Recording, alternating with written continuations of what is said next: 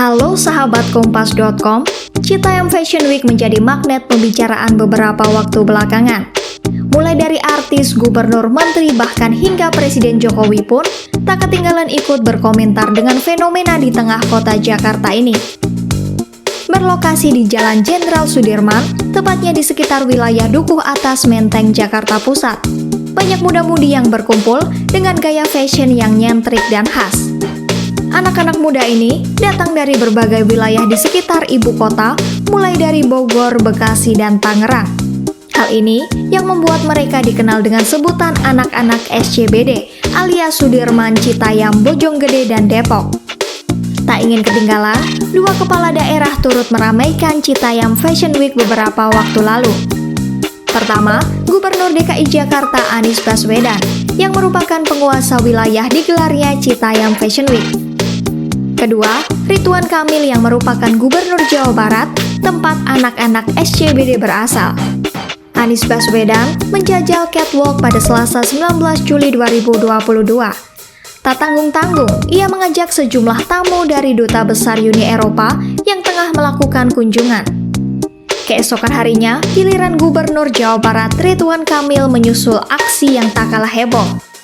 Kang Emil menggandeng mitra ojek online untuk berpose bersama bak model Citayam Fashion Week. Mantap Pak Gubernur, tahu aja nih yang lagi rame, hehehehe.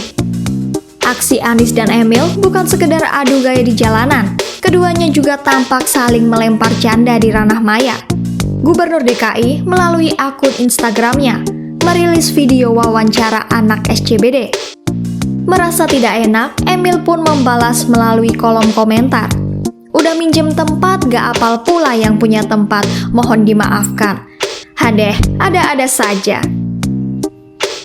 Turut eksisnya kedua gubernur tanah air itu membuat banyak spekulasi-spekulasi bermunculan. Bagaimana tidak, kedua politisi itu seperti mengisyaratkan ingin menggait suara anak muda. Direktur Eksekutif Fox Fall Center Research and Consulting Panggi Syarwi Caniago menilai, unggahan dua kepala daerah itu bukan pamer gaya belaka. Karena itu memang menabrak ya, itu ibaratnya itu torpedo model kampanye kuno yang pasang baliho, spanduk, orang senyum-senyum sendiri itu sudah dianggap tidak relevan. Nah itu yang kemudian ditangkap dengan baik, di-capture, di-zoom dengan baik oleh Ridwan Kamil maupun Anies Baswedan.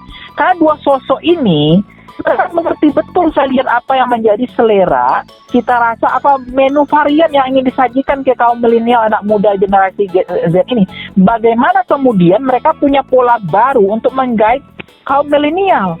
Kan kalau kaum milenial ini harus masuk kepada hobinya. Salah satu hobinya adalah Fashion Week itu. Menjamak kepada apa yang komunitasnya. Kita harus memahami selera mereka. Ini bukan soal selera Anies, bukan soal selera Ridwan Kamil, tetapi bagaimana mereka masuk memahami betul seleranya anak muda. Itu yang kemudian banyak politisi muda tua hari ini, usianya udah terlalu tua, dia tidak bisa beradaptasi cepat dengan kondisi kekinian itu. Nah, saya lihat baik Anies maupun Ridwan Kamil itu menangkap itu dengan baik, bahwa dunia sudah berubah. Dari sudut pandang politik, Syarwi menilai baik Anies maupun Ridwan Kamil memahami betul cara mendekatkan diri kepada pemilih pemula. Terlebih, Anies yang dalam beberapa survei selalu bersaing di papan atas bersama Gubernur Jawa Tengah Ganjar Pranowo dan Ketua Umum Partai Gerindra Prabowo Subianto.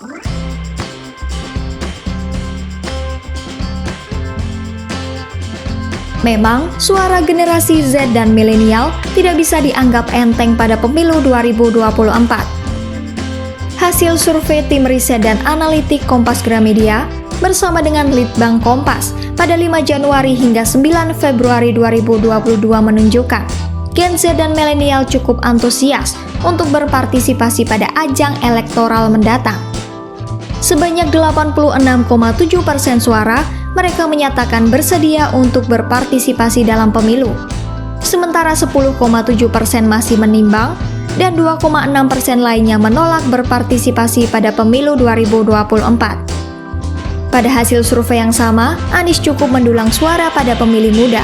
Tercatat, kalangan Gen Z yang mendukung Anies sebesar 9,9%. sementara Gen Y muda 10,7% dan Gen Y tua 15,6%. Sementara Ridwan Kamil pada survei lalu tidak begitu cemerlang di kalangan muda.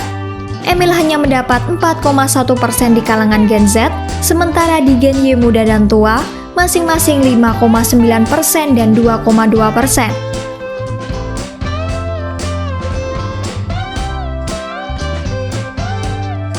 Direktur Eksekutif Parameter Politik Indonesia Adi Prayitno menilai, segala bentuk aktivitas Anies dan Ridwan Kamil akan selalu dikaitkan publik dengan pemilu mendatang. Bahkan Adi menyebut, pamer kemesraan dua kepala daerah ini sebetulnya bukan kali pertama dilakukan. Sebelumnya, keduanya juga sering terlihat akrab, terutama soal kerjasama di bidang pangan. Menurut Adi, secara sederhana pesan politik yang tersirat, keduanya ingin terlihat sebagai pasangan serasi jika parpol sedang mencari jagoan Pilpres 2024.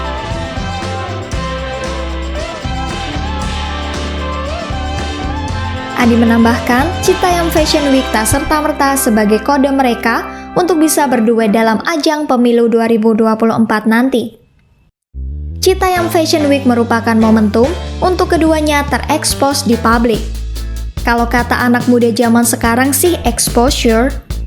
Ya, kedua politisi itu seolah memanfaatkan fenomena Citayam Fashion Week untuk mendongkrak nama mereka. Terlebih Anies yang dalam waktu dekat sudah harus purna tugas. Sehingga fenomena ini merupakan momen pas baginya untuk eksis terlebih di kalangan para anak muda. Kehadiran sejumlah elit kepala daerah ke Citayam Fashion Week itu kan sebenarnya ingin menebalkan persepsi tingkat kepedulian mereka terhadap kreativitas anak-anak muda yang selama ini bukan mainstream lah, kan kira-kira begitu. Hadirnya Anies dan Ridwan Kamil sebenarnya ingin meneguhkan bahwa Ridwan Kamil ataupun Anies sebagai sosok yang peduli dengan urusan-urusan yang seperti itu, terutama kalangan anak muda yang mengembangkan kreativitasnya dan selama ini memang tidak terlampau menjadi mainstream gitu, bahkan termarginal, kan tidak ada yang peduli dengan mereka selama ini, kan begitu. Itu secara persepsi berpengaruh. Maka tidak mengherankan kalau kemudian Ridwan Kamil dan Anies juga turut serta gitu ya, hadir dalam acara yang Citayam Fashion Show itulah. Kalau mau jujur ya numpang keren sebenarnya mereka itu.